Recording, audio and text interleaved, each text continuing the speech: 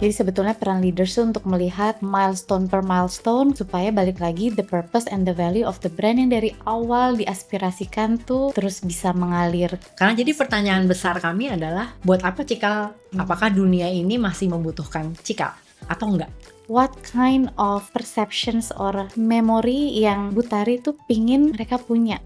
Mungkin rumah untuk mereka selalu bisa pulang sih. Satu kata yang kuat secara simbolik nih, one ini, we are one Cikal. Secara personal, what does it mean to you? Kita sering bicara tentang values, visi, purpose. But who actually guards them every day? Brand values are daily decisions yang mungkin tidak terlihat tapi terasa. Dan saat organisasi bertumbuh, yang paling sulit bukan menjadi besar, but staying aligned and staying as one. As a leader, you don't just run systems, you protect alignments and you safeguard trust. In this episode, we explore what it truly means to guard culture as a brand leader. Can you scale without diluting your values? Can you grow without losing yourself? And when no one is watching, is your brand still real?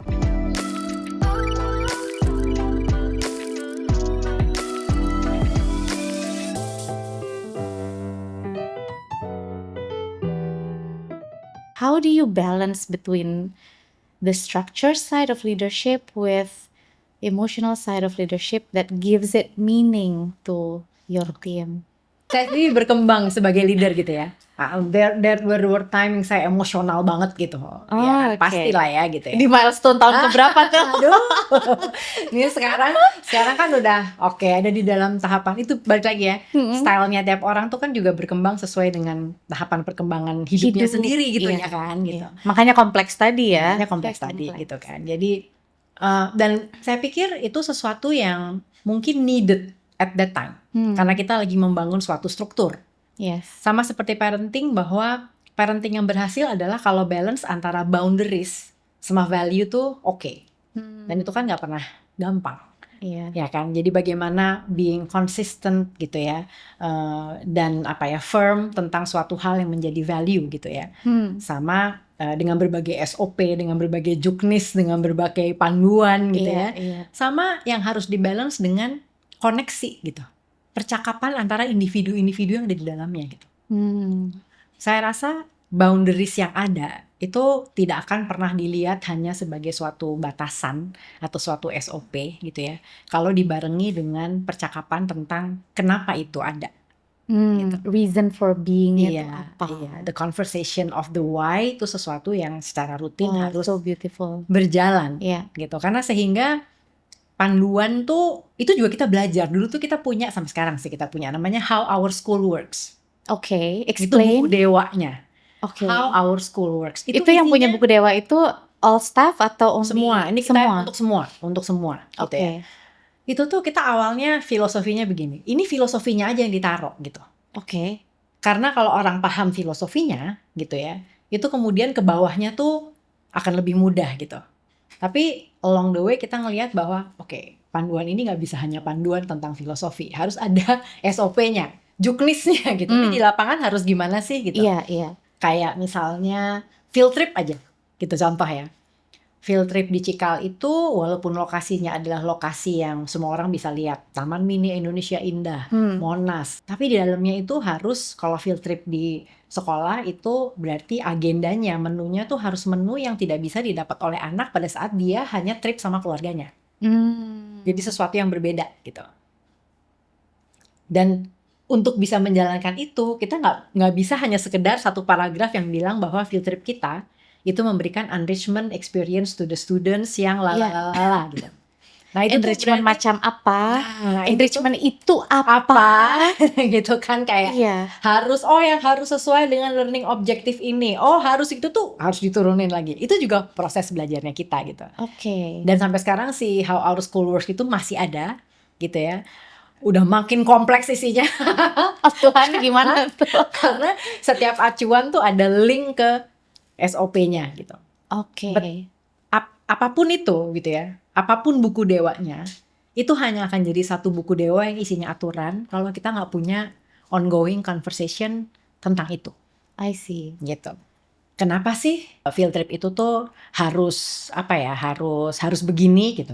Kenapa sih anak yang nggak bisa ikut field trip, mungkin dia bisa ada tugas mandiri tapi nilainya pencapaiannya nggak bisa setinggi kalau anaknya ikut field trip langsung gitu. Itu kan sesuatu yang harus dipahami ya, bahwa Iya. kalau dia mandiri dia akan mendapatkan experience yang berbeda, yang kayak gitu kan misalnya. Iya, Itu iya. tuh sesuatu yang harus dipahami gitu, betul-betul gitu. Balik lagi, aturan itu juga sangat dibutuhkan, tetapi yang penting adalah pemahaman tentang kenapa aturan itu ada, itu jadi sesuatu yang harus disampaikan dan dipahami oleh semua orang yang ada di dalam organisasi. Dan gitu. disitulah sisi emosionalnya itu masuk. Iya, Supaya mereka juga memahami bukan hanya dari sisi logika, tapi ya mungkin juga bisa connect dengan Iya. dengan pemikirannya masing-masing gitu. Saya nggak menemu apa ya istilah lain selain emosional. Kalau ngomong emosional tuh kan kayak apa ya? Is that a good Menggebu thing gitu. or a bad thing gitu kan Iya ya, kalau ini sebenarnya. mungkin lebih rasa. Rasa ya kan, Ha-ha, pemahaman tuh tadi ya, ha-ha. rasanya gitu kalau. Jadi lebih ada rasanya, jadi hidup gitu ya. Iya, sehingga kalau ada, mungkin gini bedanya, mungkin kalau ada suatu pelanggaran gitu ya, atau bukan suatu pelanggaran sih, ketidaktahuan tentang satu aturan dan kemudian implementasinya berbeda. Kalau pelanggaran kan lain lagi. Kalau pelanggaran ya kalau ada konsekuensi logisnya gitu kan. Yes.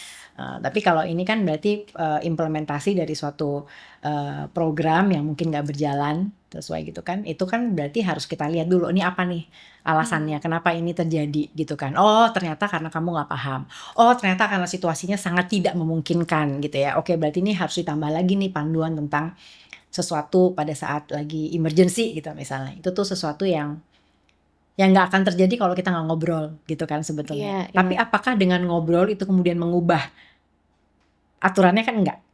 Tapi dari ngobrol itu, dari percakapan itu kita jadi tahu, oh ada alasan dan bagaimana kita bisa support supaya bisa berjalan dengan lebih baik gitu. Jadi sebetulnya peran leaders itu untuk melihat milestone per milestone, kemudian kalau ada bottleneck di milestone tertentu, what needs to be done juga untuk supaya bisa Yes, bisa lebih melancarkan. Betul. Supaya balik lagi the purpose and the value of the brand yang dari awal diaspirasikan tuh terus bisa mengalir ke 600 teachers and of course it's growing. Plus kalau yang non akademik ada berapa, Bu? Yang non akademik ada berapa ya? Berapa ya? 200 mungkin. Kalau total CTM tuh kayak 900-an, Bu. Total Almost faculty member 1,000. 900. Wow. Ya hampir 1000 ya kita ya, hampir 1000. 1,000 maybe hopefully like-minded people working together. Hopefully like-minded. Hopefully ya kan, karena balik lagi tuh ya kan. Betul. Kan kadang ada pergerakan gitu yang dipikir cocok ternyata enggak, tapi semua kegiatan itu kan hopefully untuk menyatukan itu. Leadership tuh udah bukan soal menjaga arah aja sebetulnya ya, tapi dengan adanya We Are One Cikal tuh kan juga berarti menjaga kebersamaan. Iya, balancing antara itu gitu. Balancing, Dan itu nggak bisa dilakukan kalau kita, tadi makanya saya agak kata emosional, nggak bisa dilakukan kalau kita emosional ya. I think what changes in me gitu tuh adalah bagaimana kalau ngeliat isu tuh aku kasih jarak dulu. Step back a bit. Iya, supaya karena emosi ya. Kalau udah emosi tuh sama seperti kita sama anak-anak. Iya. Kalau kita udah emosi, itu whatever you say, whatever you do, itu adalah sesuatu yang most of the time kamu akan menyesali nanti gitu kan. Maksud mama bukan begini gitu ya. Tapi kan itu berjeda dulu tuh juga suatu hal yang penting, kecuali kalau untuk ya life and death situation atau sesuatu yang memang udah pelanggaran berat udah ada, kayak gitu ya. Tapi selebihnya kan adalah sebenarnya lebih ke situ gitu, kayak kita berjarak dan lihat nih apa yang terjadi ya sebenarnya. Kok mungkin bukan pelanggaran, tapi mungkin ketidakmampuan untuk mencapai target atau gimana misalnya gitu, deadline-nya lewat kayak gitu, itu sesuatu yang harus kita take a step back, kemudian apa ya isunya gitu ya, apa yang bisa kita lakukan untuk membantu itu gitu. And giving room for the team to also assess diri juga mungkin ya. Iya. Balancing itu yang kita masih belajar terus sih. Satu kata yang kuat secara simbolik nih, one ini, We Are One Cikal. Secara personal, what does it mean to you?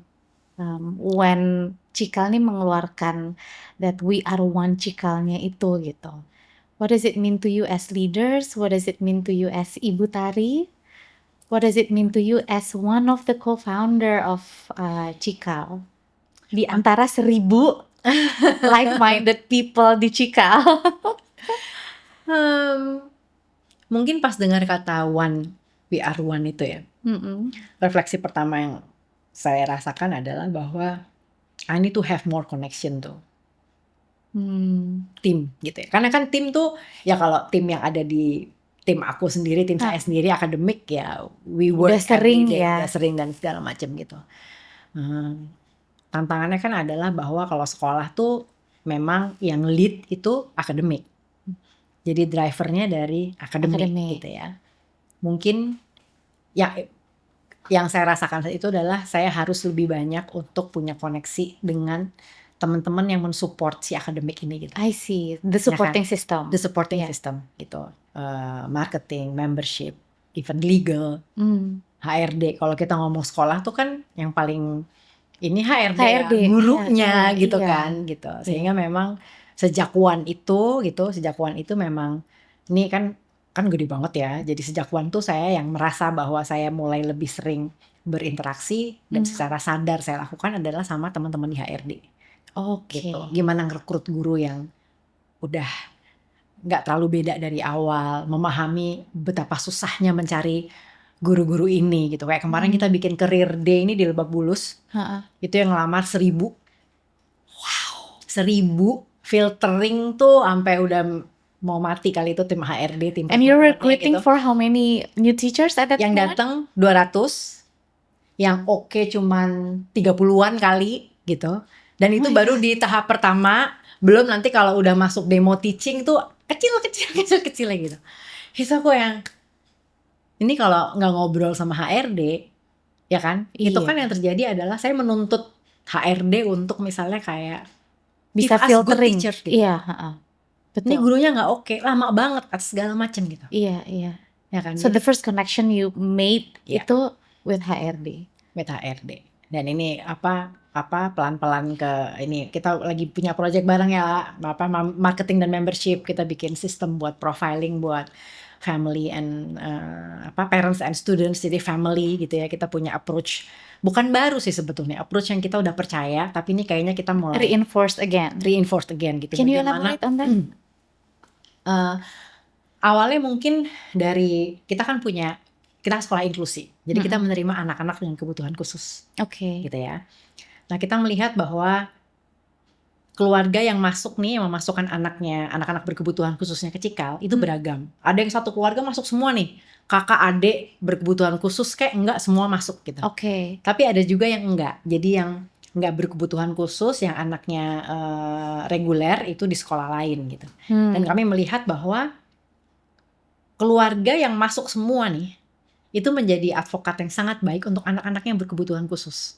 Bagaimana kakaknya membantu mengenalkan tentang adiknya yang punya kebutuhan khusus ini kepada anggota komunitas sekolah yang lain gitu. Nggak usah takut sama adikku gitu. Kalau adikku gini, adikku lagi tantrum, kamu tinggal peluk kok. Kamu tinggal bawa dia ke tempat yang aman kok gitu. Kamu tinggal say apa gitu, satu keyword yang bisa dia pahami kok gitu. Jadi kakaknya juga di-educate tentang itu. Gitu. Jadi kami melihat bahwa ini sesuatu yang sebetulnya harus kita reinforce gitu, bahwa kalau ini ada keluarga baru masuk dan anaknya berkebutuhan khusus, maka dia harus masuk sebagai satu keluarga. Gitu. Karena kita ngelihat hal baik yang terjadi dengan anak-anak kebutuhan khusus yang seluruh keluarganya gabung gitu. As a unit gitu ya. Nah, that's also actually part of the We Are One sebetulnya ya. Betul gitu. Iya, dan salah satu penerjemahan dari konteks yang lebih dalam berbeda lagi gitu kan. Iya, bukan hanya ngomongin internal team, tapi even how the school runs its program. Iya, itu kan jadi proses belajar ya. Iya. Kita jadi ngelihat. Karena di awal itu mungkin nggak ke situ pemikirannya gitu ya, tapi kita mulai ngembangin nih, tim akademik mulai ngembangin kayak ada sibling support system. Jadi gimana adik-adik atau kakak siblings dari anak-anak berkebutuhan khusus ini kita suka lupa. karena seluruh energi orang tuanya itu tercurah Ada di untuk yang situ, kebutuhan khusus. iya. Like mereka tuh kayak jadi warga negara kedua di keluarga kecilnya gitu, karena kamu harus ngalah karena kakak punya kebutuhan khusus dan Never lain-lain. thought of that, Nah yeah. itu kan Iya. sesuatu yang harus kita perhatikan gitu. Kita jadi lagi fokus nih untuk ngembangin itu. So, Terus gimana? so the school can actually be a support system for the siblingsnya juga Iya, gitu ya. betul. And caregiver yang lain, kakek, nenek, ada keluarga yang masih masih denial karena sebetulnya orang tuanya nggak deny, tapi masalahnya adalah kakek neneknya tuh blaming gitu. Kenapa kok cucunya jadi begini gitu kan? Jadi itu juga kayak sharing session buat caregiver yang lain, kakek, nenek, supir, babysitter gitu. Wow. Tuh mereka juga harus punya pemahaman yang sama tentang kebutuhan khusus dari si anak ini gitu. Jadi semuanya as one unit gitu As ya. one unit gitu. Apakah menurut Bu Tari, when you talk about one as a unity, itu artinya everybody have to think the same? Atau mengarah ke satu hal yang sama? Atau is it okay to have a diversified way of translating that? Karena Mungkin ketika kata one yes. itu muncul kan ada tuh waktu itu tuh persepsi-persepsi bahwa oke, kita satu, bagus menyatu gitu. Tapi apakah kita harus selalu sama as a unit? Saya rasa itu suatu hal yang harus kita dalami lagi sih. Apa sih one? Saya masih merasa bahwa kalau kita ngomong We Are One Cikal, itu tuh masih di permukaan. Satu keluarga gitu ya? Iya, satu keluarga gitu kan sebenarnya. Tapi mungkin juga karena saya belum ngelihat lebih dalam lagi tuh sebetulnya implementasi dari programnya One ini nih kayak apa sih gitu ya. Memang ada banyak kegiatan Cikal internal yang dibungkus dalam tema One gitu ya. Tapi let's discuss mau seberapa dalam nih si One-nya ini gitu sebenarnya. Atau dari kacamata psikolog nih, melihat dalam banget loh kalau ngomong tuh, one iya gitu. dalam loh, Dalam nggak banget loh cuma kalau ngomong one. permukaan aja, tapi Iya. apalagi dari sisi ketika Cikal ini kan secara bisnis juga I see it myself selalu berkembang gitu. Dari satu lokasi aja bisa gedung bertambah-tambah gitu, Iya. satu lokasi. Belum lagi kalau beda kota, terus mungkin nanti from what I heard udah ada satu lagi juga di Kemang gitu Iya, kan. betul. Jadi pertumbuhan ini kan terus selalu ada, dan from 1,000 hopefully like-minded people being realistic bisa jadi 1.200, 1.500 gitu. So one di sini tuh kan perannya menjadi, I wouldn't say kontradiktif, tapi one is a one, tapi at the same time you grow. So are you going to be like one big or seberapa dalam? Nah itu kan hal-hal yang sebetulnya menarik nih untuk Kalau ditanya sekarang aku nggak tahu sih. tapi kayak lifelong learning ya, tetap berproses. Coba nanti kita lihat ya prosesnya ya. Cuma 1 tahun lagi ya kalau kita ketemu. idealnya kan sebelum kita kemudian menganggap bahwa komunitas, kan kita berangkat dari komunitas ya. Komunitas yang terdiri dari sekolah itu kan berarti guru, non guru, manajemen, administrasi, head office gitu ya. Ini nih sekolah nih gitu. Lalu ada murid, dan kemudian murid tuh ada keluarganya, ada orang tuanya. Tadi kita ngomong ada kakek nenek, caregiver, sampai segala macam gitu ya. Yes, gitu. yes. Sebenarnya kan idealnya one tuh berarti semua ya gitu. Betul. Jadi bahwa kita mengusung suatu visi misi si 5 stars ini gitu ya. Itu tuh harusnya kita semua nih si beribu-ribu orang ini itu punya pemahaman yang sama gitu. I think we're still in the process untuk memastikan bahwa one itu di internal kita dulu. I think masih di sekolah Cikalnya dulu gitu. Walaupun ini secara paralel dengan si family based approach ini, kita sebenarnya udah mulai secara esensi pemahaman udah mulai ke situ gitu ya. Karena nggak bisa, ini juga satu hal yang belajar ya, aku belajar banget gitu ya, adalah bahwa selama ini kita nggak bisa semuanya tuh satu-satu gitu. Ini dulu.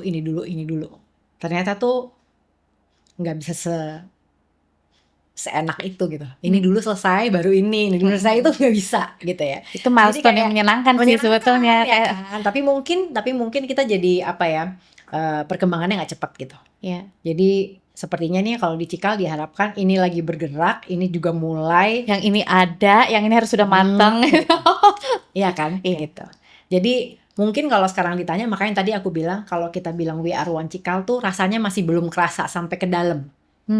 Tapi masih di permukaan. Tapi paham bahwa kita tuh harusnya nih ya, harusnya one. Pertama nih yang di kepala saya saat ini adalah bahwa nggak ada tuh akademik non akademik gitu. Oke. One tuh adalah bahwa semua orang yang ada di Cikal ini adalah suatu apa ya, suatu entity gitu ya, yang kemudian membantu yang apa ya, yang punya pemahaman yang sama. Kita udah ngeliat lagi, udah seamless tuh orang approach di sekolah aja ada classroom without walls kok gitu. Oke. Anak-anak belajar di luar kelas pun gitu. Berarti dengan siapapun gitu. Dengan petugas kantin, dengan satpam, dengan cleaning service, dengan guru di kelas sebelah, sama ini kayak yang ada di gedung D ini aja. Anak-anak nih ngelihat nih head office nih siapa nih gitu. Kan mereka nggak tahu ya ini legal apaan sih legal gitu. Misalnya gitu kan ini ada marketingnya apa, nggak tahu, di hidup mereka cuma ada guru gitu. Dan jarang-jarang loh biasanya itu digabung dalam satu gedung kan? Gitu kan. Nah ini kan, ini itu aja tuh yang kayak harus kita work on gitu. Bahwa nih apa ya, harusnya nggak tahu, jangan tanya how dan kapan ini harus jadi, tapi kayak lebih dia ngelihat bahwa ini adalah orang-orang yang ada di sekolahku yang membantu aku belajar lebih baik gitu. Regardless dia siapapun gitu, sebenarnya kan itu gitu. Jadi one yang pertama yang saya rasa perlu di work better dan segera itu adalah bahwa ini nih kita nih entity Cikal yang besar gitu. Dan aku rasa sih kayak HRD marketing itu tuh kayak udah sering banget tuh kayak kegiatan-kegiatan staff day itu udah bukan per divisi tapi itu digabung, mulai menggabung, udah mulai menggabung gitu kan. Terus kayak banyak lah approach yang dilakukan. Tapi jadi meskipun dari permukaan, tapi permukaan ini disatukan gitu ya. Gitu. Mungkin memang percakapan tentang bagaimana membuat proses one-nya tuh lebih kerasa internally gitu tuh baru mungkin belum merata ya percakapannya dilakukan. Karena menurut saya kalau itu udah bener-bener kerasa banget gitu, itu yang akan membantu si entity yang satu lagi nih, si anak, si papa, si yang mama, di luar internal di luar tim itu ya. gitu, karena dia merasakan yang sama gitu sebenarnya. So for you, is it okay to say that brand is in progress? Yes. Itu bukan sesuatu yang satu tujuan yang harus dituju dan selesai ketika itu udah dituju, tapi karena apalagi kalau kita ngomong sekolah ya, mungkin industri lain juga gitu. Karena begitu tuh dituju tuh tuntutan pendidikannya juga udah beda gitu. Iya. Begitu udah selesai di situ, ternyata dunia di luar udah berubah lagi. Iya, itu tuh yang waktu itu founder kami Bu Najela bilang pada saat lagi ulang tahun ke-26 kemarin gitu. Kita udah jadi pionir nih 25 tahun. Setelah saat itu kita waktu mulai berangkat tuh, waktu kita mulai membangun Cikal tuh nggak ada sekolah yang nggak punya angka gitu, nggak ada ranking, nggak ada naik kelas dan segala macam gitu. Dan sampai sekarang kayaknya hampir semua kayak gitu. Meskipun masih ada a group of parents yang ini kalau penilaiannya kayak gini, kalau diangkain berapa sih angka anak saya gitu kan? Masih ada. Masih gitu. Nah, pertanyaan yang waktu itu dilontarkan oleh Bu Najela kepada kami semua, dan saat ini mungkin kami masih mencoba untuk memaknai pertanyaannya adalah for the next 25 years kita mau jadi sekolah yang kayak apa? Apakah dunia ini masih membutuhkan Cikal atau enggak? Wow, that's a very deep question gitu. Dan itu berarti bisa bukan merubah tapi bisa meredefinisikan purpose-nya lagi dong, Bu. Iya, karena jadi pertanyaan besar kami adalah buat apa Cikal tuh masih relevan gak sih gitu? Kan itu. For itu the next 25 years. Nah itu tuh yang saya rasa kita masih berusaha menjawab itu. Kalau kita masih relevan, berarti relevan dengan apa? Relevan dengan dunia yang sekarang, relevan dengan dunia di masa depan gitu ya. Relevan sama apa gitu. Dan bagaimana kita kemudian menyiapkan anak-anak ini untuk bisa menjadi gitu, becoming di apapun itu dunia itu gitu kan. But it's so curious to me when it was founded 26 years ago. Relevansinya tuh terasa ya di masa-masa sekarang ini kan gitu. How would you ever cenayangkan gitu in the next 25 years relevansinya akan menjadi seperti apa ya untuk 25 tahun ke depan? Kayaknya sih 5 star competencies-nya tetap sama. Bahwa kan pada akhirnya pertanyaan besarnya adalah kita mau anak-anak ini jadi orang yang kayak apa sih? Kan itu pertanyaannya. Gitu kan. Regardless of masanya ya gitu. Pasti kita mau anak-anak kita menjadi anak-anak yang knowledgeable gitu kan. Dia critical thinker gitu kan. Semua tuh yang 15 kompetensi itu kita maunya mereka menjadi itu semua. Iya. Yang selalu kita pelajari adalah bagaimana kemudian si 15 kompetensi itu tuh balancing each other gitu. Bahwa being critical itu juga perlu diselaraskan dengan caringnya gitu. Sehingga nggak cuma jadi skillful and effective thinker, tapi juga menjadi seseorang yang matang secara moral, spiritual gitu, emosional gitu.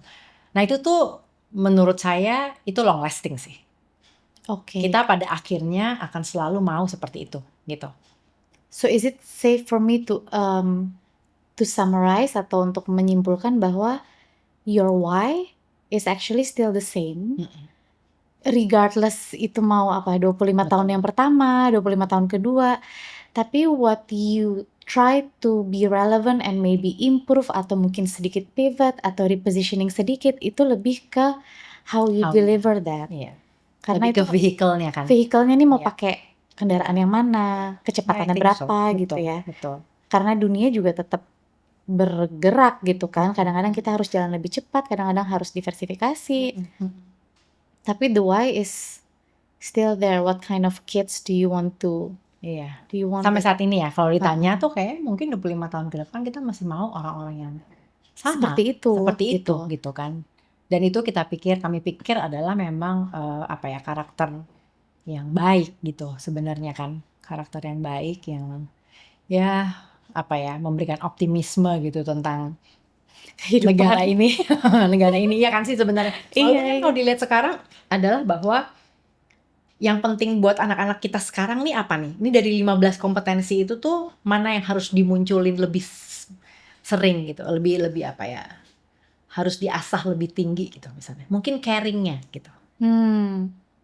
Karena kalau ngelihat sekarang kan kayak bagaimana kamu peduli sama orang lain tuh kayak lagi menurun gitu. Jadi dari all those values bisa aja setiap tahun atau setiap era itu harus ada penekanan gitu ya. Dan disitulah istilahnya being reflective to the brand, to the organizations, itu dibutuhkan gitu ya.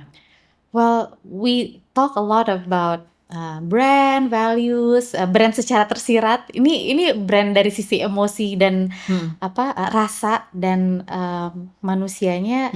We also touch about leadership, gimana supaya brand ini juga bisa hidup ke seluruh tim. Kita membahas sedikit tentang One yang ternyata kalau punya, biasanya kan kalau dari sisi corporation tuh kita punya internal campaign kok nih gitu. Itu artinya udah aman nih, satu tim kita udah bisa sama. Ternyata kalau dari kacamata Butari, it's also a learning progress terus gitu ya, yang bukan berarti punya satu jargon internal campaign artinya masalah internal semua beres. Harus di align juga, revisit, tim HR-nya juga harus align. Kemudian aja sama karakter generasi yang berbeda. Ini guru-guru kita, it's another complexity ya. Gimana kita coba? Sekarang muda-muda. Di-share dong. Guru-guru kita yang muda-muda adalah anak-anak saya. Gitu kan kayak gitu kan sebenarnya kan gitu. Kamu dulu waktu kecil gitu ya. Iya kan? Itu kan tapi tantangan itu kan real ya, Bu. Dan tantangan itu itu tantangan yang saya rasa semua industri juga punya tantangan yang serupa sih, karena the new generations of first jobber kan juga udah Betul. generasi yang berbeda Betul, dari generasi betul. ibu, generasi saya. Apakah kita sama? Belum Tentu tentu. tidak. Tapi pokoknya yang first jobber udah beda lagi gitu kan. Iya kan gitu. Iya. Karena tapi kami memilih, ini saya nggak bilang saya aja ya, tapi kami memilih untuk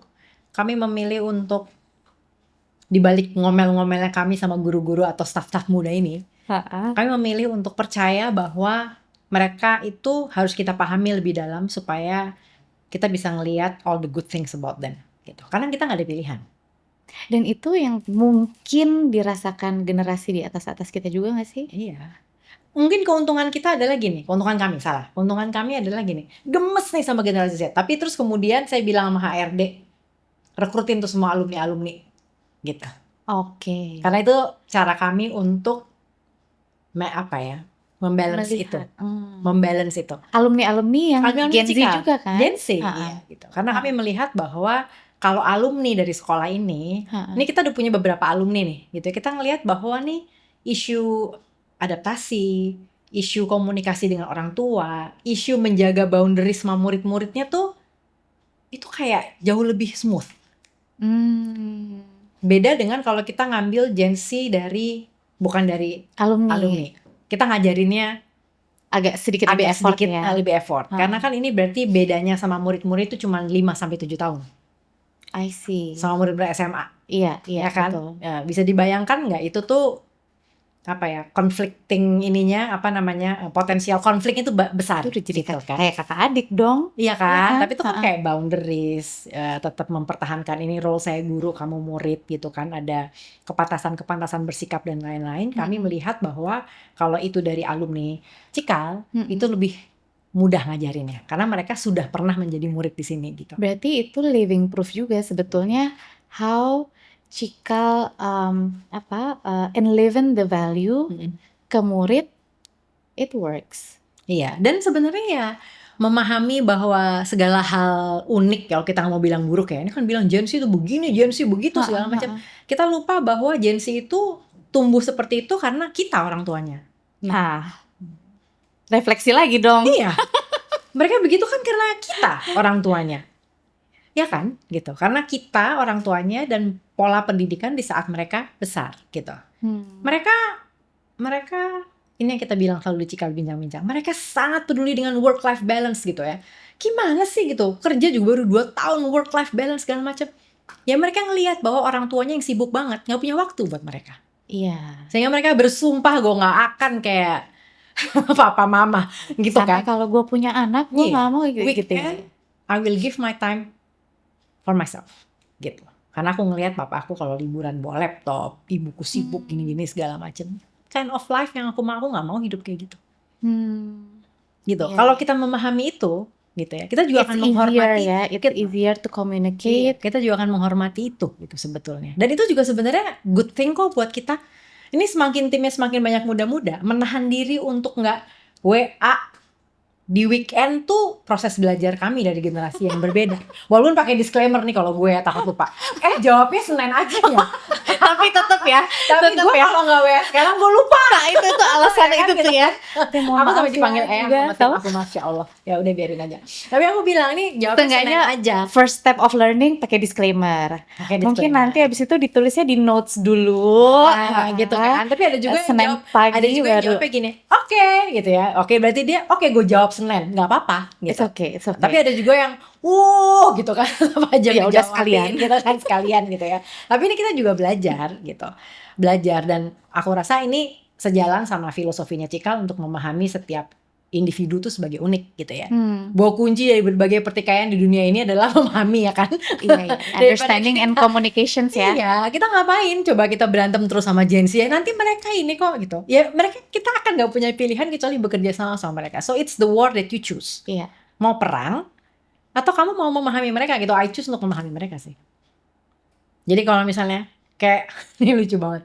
Jadi kayak dibilang, ayo kita rapat dulu gitu ya. Ini ada salah satu leader di site baru. Kemudian guru-gurunya tuh Gen Z semua gitu. Mereka bilang, tunggu miss, karaoke dulu 2 lagu baru rapat. Oke. Ini zaman dulu kalau gue diajak rapat bos gue bilang karaoke dulu, dapat SP kan, die. Tapi mau miss karaoke dulu gitu misalnya. Tapi ya udah apa? Tapi habis itu langsung ya kita langsung rapat ya. Habis itu mereka fokus gitu. Dan mungkin secara apa ya, presence juga lebih Ya, itu sesuatu ada yang harus rasa kita pelajari gitu, gitu iya, kan, iya. sebenarnya kan. Iya. Kalau udah kelewatan ya baru di Iya, sampaikan. balik lagi. Nah, sama Iya. kayak parenting, ada boundaries, Iya, ada percakapan, ada pemahaman, kan itu tuh kan. Life is all about that gitu. Saya selalu menganalogikan brand tuh kayak manusia, tapi Iya. sekarang ada tambahan nih. Brand itu emang menjaga brand kayak parenting gitu ya. Iya, Iya, gitu. One last questions to close. Kalau nanti kita kan udah bicara tentang banyak value-value cikal gitu ya. Kalau ada orang yang menyebut kata cikal gitu, what kind of perceptions or memory yang Bu Tari tuh pingin mereka punya, mereka miliki? Either mereka tuh dari part of your team atau mungkin ya general public. Mungkin rumah untuk mereka selalu bisa pulang sih. Oh, Gitu. Karena nih mengharukan langsung. staff kami juga gitu, ada yang keluar gitu, balik lagi, keluar, balik lagi gitu. Dan ini kita punya staff-staff muda gitu ya, yang saya sudah berjanji sama diri saya sendiri kalau mereka bilang, aku ada tawaran di tempat lain, aku akan bilang go.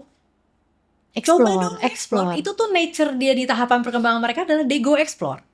Kalau kita mau nahan, kita mau berkompetisi dengan apa? Allowance yang lebih tinggi, gaji yang lebih baik. Kalau nature-nya di tahap perkembangan dia mau explore, kita mau kasih, mau nego kayak apapun, mereka nggak bisa. Balik lagi manusia kan kompleks ya, tergantung They need to go, they need to experience, and then they know they always have a home to come back to. Oh, that's so nice. Thank you so much Bu Tari for today.